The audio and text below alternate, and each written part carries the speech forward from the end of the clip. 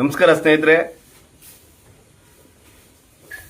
ಏನು ನಿನ್ನೆ ಮೊನ್ನೆ ಬೆಳಗಾವಿ ಜಿಲ್ಲೆ ಗೋಕಾಕ್ನ ವಸತಿ ಶಾಲೆಯೊಂದರಲ್ಲಿ 2 ಹೆಣ್ಣುಮಕ್ಕಳು 10 ರಿಂದ 12 ವರ್ಷದ 2 ಹೆಣ್ಣುಮಕ್ಕಳ ಮೇಲೆ ನಿರಂತರವಾಗಿ 6 ಬಾರಿ ಅತ್ಯಾಚಾರ ಮಾಡಿರ್ತಕ್ಕಂಥ ಆ ಕಾಮುಕ ವ್ಯಕ್ತಿಯನ್ನ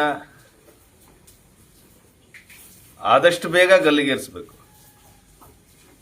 ರಾಜ್ಯ ಸರ್ಕಾರ ಗಂಭೀರವಾಗಿ ಈ ವಿಚಾರವನ್ನು ಪರಿಗಣಿಸಿ 24 ಗಂಟೆ ಒಳಗಾಗಿ ಕಾನೂನು ಮತ್ತು ತಮ್ಮ ಪೊಲೀಸ್ ಇಲಾಖೆ ಎಲ್ಲ ಕಾರ್ಯಗಳನ್ನ ಮುಗಿಸಬೇಕು.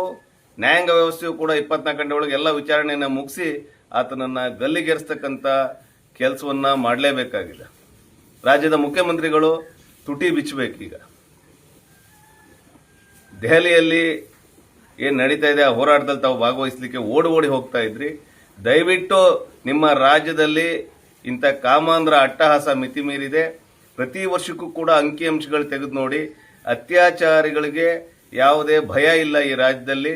ಪ್ರತಿ ವರ್ಷನೂ ದಿನದಿಂದ ದಿನಕ್ಕೆ ಇಂಥ ನೀಚ ಕೃತ್ಯಗಳು ಜಾಸ್ತಿ ಆಗ್ತಾನೆ ಇದ್ದಾವೆ. ಸಾರ್ವಜನಿಕರು ಅಷ್ಟೇ. ನಾವು ಸಾರ್ವಜನಿಕರುಗಳು ಈ ರಾಜ್ಯದಲ್ಲಿ ನಿಮ್ಮ ಯಾವ ಆಡಳಿತ, ಯಾವ ಕಾನೂನನ್ನು ನಂಬಿ ಮಕ್ಕಳನ್ನ ಶಾಲೆ ಕಳಿಸಬೇಕು, ವಸತಿ ಶಾಲೆಯಲ್ಲಿ ಬಿಡಬೇಕು, ಹಾಸ್ಟೆಲಲ್ಲಿ ಬಿಡಬೇಕು ಅಂತಕ್ಕಂಥ ವಿಚಾರವನ್ನ ನೀವುಗಳೇ ಹೇಳಬೇಕು. ಇವಾಗ ಆತನನ್ನ ಬಂಧಿಸಿ ವರ್ಷಾನುಗಟ್ಲೆ ಜೈಲಲ್ಲಿಟ್ಟು ಬಿಟ್ಟು ಊಟ ಹಾಕಿ ಆಮೇಲೆ ಅವನ ಯಾವುದೋ ಸನ್ನಡತೆ ಅಂತ ಹೇಳಿ ಅವನಿಗೊಂದು ಸರ್ಟಿಫಿಕೇಟ್ ಕೊಟ್ಟು ಮತ್ತೆ ಆಚೆ ಬಿಡ್ತಕ್ಕಂಥ ಪರಿಪಾಠವನ್ನ ಈ ದೇಶದ ಕಾನೂನಿನಲ್ಲಿ ದಿನನಿತ್ಯ ನೋಡ್ತಾ ಇದ್ದೇವೆ. ನ್ಯಾಯಾಂಗ ವ್ಯವಸ್ಥೆಯಲ್ಲೂ ಕೂಡ ಕಾಲ್ಮನಕ್ಕೆ ತಕ್ಕಂತೆ ಅನೇಕ ಬದಲಾವಣೆಗಳಾಗಬೇಕಾಗಿದೆ. ದಯವಿಟ್ಟು ಇನ್ಮೇಲಾದರೂ ಇದು ಈ ಥರ ವಿಚಾರವನ್ನ ಗಂಭೀರವಾಗಿ ಪರಿಗಣಿಸಿ ಒಂದಷ್ಟು ಕಠಿಣ ಕಾನೂನುಗಳನ್ನ ತರಬೇಕಾಗ್ತದೆ. ಈ ವಿಚಾರದಲ್ಲಿ ಇನ್ನೂ ಕೂಡ ಅನೇಕ ನಾಯಕರುಗಳು ಈ ವಿಚಾರಕ್ಕೆ ಯಾರಿಗೂ ತಲುಪಿಲ್ಲ. ಈ ವಿಚಾರದಲ್ಲಿ ರಾಜ್ಯ ಸರ್ಕಾರ ನಿರ್ಲಕ್ಷ್ಯ ಧೋರಣೆ ತೋರಿದ್ರೆ ಖಂಡಿತ ಉಗ್ರವಾದ ಹೋರಾಟ ರಾಜ್ಯಾದ್ಯಂತ ನಡೆಸಲಿಕ್ಕೆ ನಾವು ಈಗಾಗಲೇ ಕರ್ನಾಟಕ ರಾಜ್ಯ ರೈತ ಸಂಘ ಮತ್ತು ಹಸಿರು ಸೇನೆ ಈಗಾಗಲೇ ಒಂದು ಚರ್ಚೆಯನ್ನು ನಡೆಸ್ತಾ ಇದ್ದೇವೆ.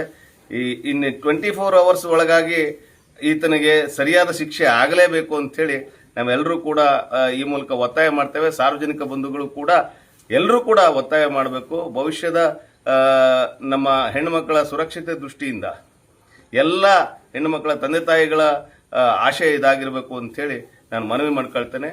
ಮತ್ತೊಮ್ಮೆ ಸರ್ಕಾರಕ್ಕೆ ಎಚ್ಚರಿಕೆ ಕೊಡ್ತೇವೆ. ಯಾವುದೇ ಕಾರಣಕ್ಕೂ ಈ ವಿಚಾರದಲ್ಲಿ ನಿರ್ಲಕ್ಷ್ಯ ಧೋರಣೆ ಸಲ್ಲಬಾರದು, ನಿರ್ಲಕ್ಷ್ಯ ಧೋರಣೆ ತಾಳಬಾರದು.